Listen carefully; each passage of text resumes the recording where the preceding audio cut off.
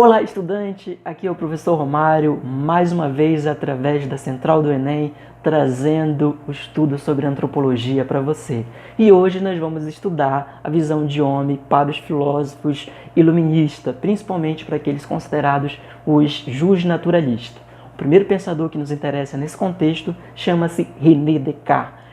Para Descartes, o homem é um composto de corpo e alma, que caracteriza-se principalmente pelo pensamento. O homem é um ser pensante, um ser que pensa. Professor, o que significa dizer que o homem é um ser que pensa em René Descartes? Significa dizer que ele é uma coisa que duvida, que compreende, é uma coisa que afirma, que nega, é uma coisa que quer e que não quer, é uma coisa que imagina, é uma coisa que sente. Isso significa ser um ser pensante.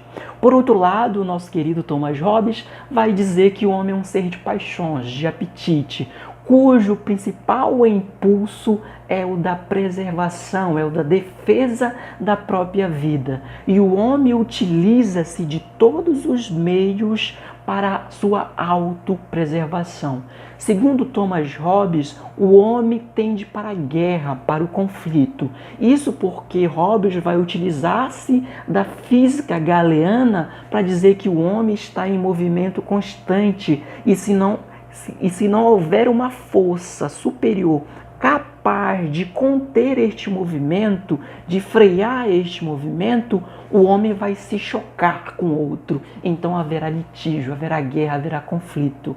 À medida em que os homens desejarem ao mesmo tempo alguma coisa, eles vão resolver na porrada, na pedrada, na paulada. Não importa o meio, o que importa é você manter-se vivo, usufruir deste desejo.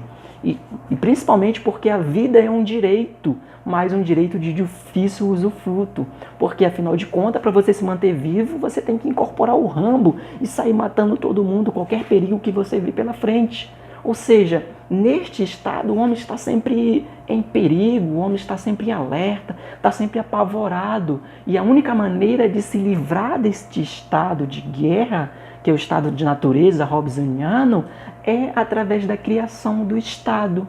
Mas, professor, como os homens vão criar o Estado se o senhor acabou de dizer que eles estão em guerra, em conflito e tendem naturalmente para esta guerra?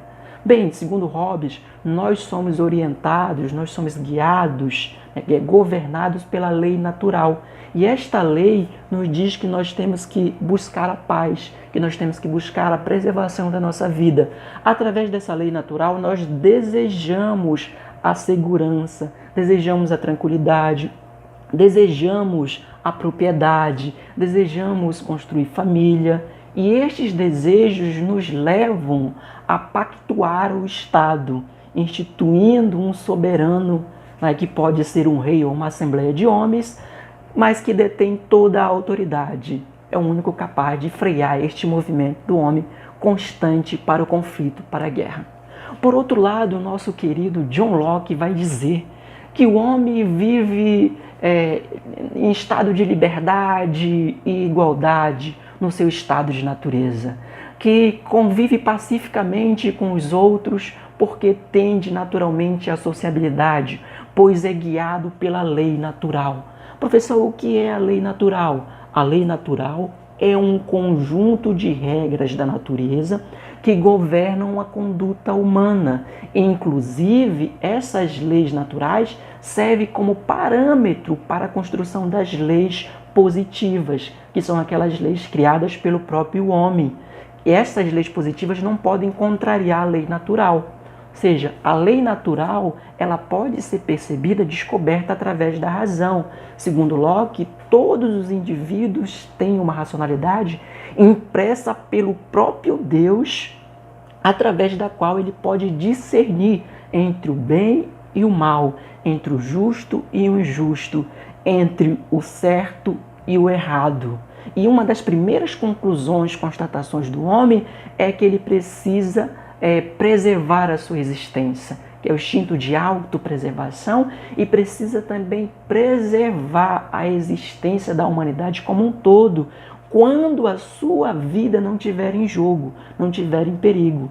Ou seja, a lei natural autoriza o homem, inclusive, a punir os outros que não obedecem a essa lei, que ousam, de alguma forma, cometer crimes, delitos. E esta lei natural diz que todo homem racional está autorizado a punir quem não obedecer à lei natural.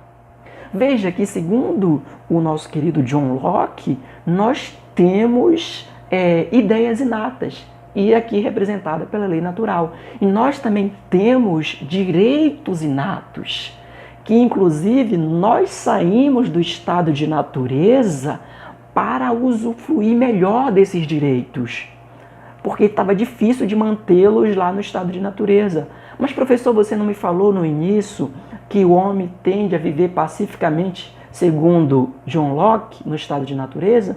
Sim, mas John Locke vai dizer que ao longo do tempo desenvolve-se o dinheiro, e o dinheiro permite os homens acumularem propriedade, e começa a surgir então a desigualdade entre os homens, porque existem pessoas que trabalham para adquirir os seus bens e tem pessoas preguiçosas que insistem em querer usurpar a propriedade do outro, fruto do trabalho de outras pessoas. Então, por isso, estas pessoas que insistem em desobedecer a lei natural foi que instauraram o estado de guerra e, infelizmente, por isso, os homens, ou felizmente, os homens instauraram a sociedade para viver e usufruir desses direitos. Um outro pensador chamado Jean-Jacques Rousseau vai dizer que o homem é um ser pacífico, um ser inocente, sereno, solitário e livre. O que significa dizer que o homem é livre, professor? Significa dizer que ele não depende de ninguém, não tem nenhuma relação de dependência com outra pessoa.